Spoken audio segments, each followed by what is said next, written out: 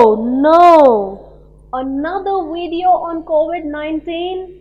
I know exactly what you're thinking, but trust me, this will be worth your time.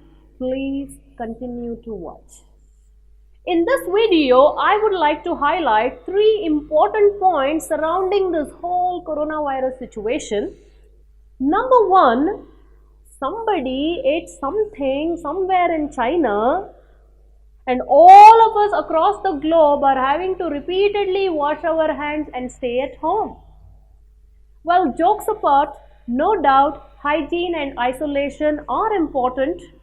But what is more important at these times is for us to take a step back and ask ourselves an important question: why do these things keep happening again and again and yet again? Now it is coronavirus, before it was swine flu, even before that it was mad cow disease. What is going on here? While coronavirus is the immediate cause of our suffering, the ultimate cause of all these pandemics is our constant interfering with the natural setup of the creation by breaking certain important laws. And talking about laws, I'm sure most of you are aware of Newton's third law of motion, which simply states every action has equal and opposite reaction. Which means if we sow a mango seed, we will reap a sweet, juicy mango tree. If we sow a neem seed, we will reap a bitter neem tree. Just common sense.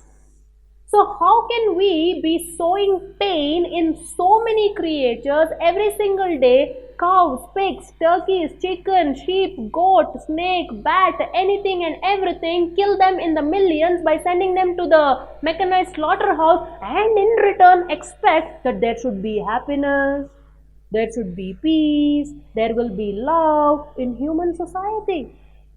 It simply doesn't make sense. You sow pain, you reap pain. You sow love, you reap love. And in Bhagavad Gita, chapter 15, shloka number 7, Krishna clearly says, Mamaivamsho jivaloke jivabhuta sanatanaha. He's saying in this material world, jivabhuta, all the living entities are my amsha, my fragments, eternally. He didn't say just humans, he said all living entities. That includes all the animals, insects, aquatics, trees, everything. So we should be using our God-given higher intelligence not to kill our brethren, all these animals, just for the sake of satisfying our tongue. Instead, we should play a more responsible role of being the protector, not the predator. We are supposed to be cooperators, not controllers. It's high time that we as the entire human race get our act together. We better learn our lessons from these situations and become more responsible. And when I say becoming more responsible, the very first step in that direction is stop eating meat. And we can do it. So moving on, the second point that I want to highlight here is, while our body is virus prone, soul is virus proof. In chapter 2, shloka number 23, Krishna beautifully describes the nature of the soul by saying, Nainam chinnanti shastrani, nainam dahati pavakaha, na chainam kledayantyapo, na shoshayati marutaha. So Krishna is saying the soul is such an amazing thing that it cannot be chinnanti shastrani. No shastra, including your nuclear weapon, can cut it into pieces. It cannot be burnt by fire, it cannot be moistened by water, it cannot be withered by wind. So we should take respite in knowing the fact that we are these eternal blissful souls, not the temporary miserable bodies. And Krishna goes on to say, in the 13th chapter, 9th shloka, saying that Janma, Mrityu, Jara, Vyadhi, Dukkha, Doshanudarshanam. Janma, birth, mrityu, death, jara, old age, vyadi, disease. These are the characteristics of our body, not the soul. Soul is eternal. It is full of knowledge. It is completely blissful. That is why we say soul is Satchidananda Rupa.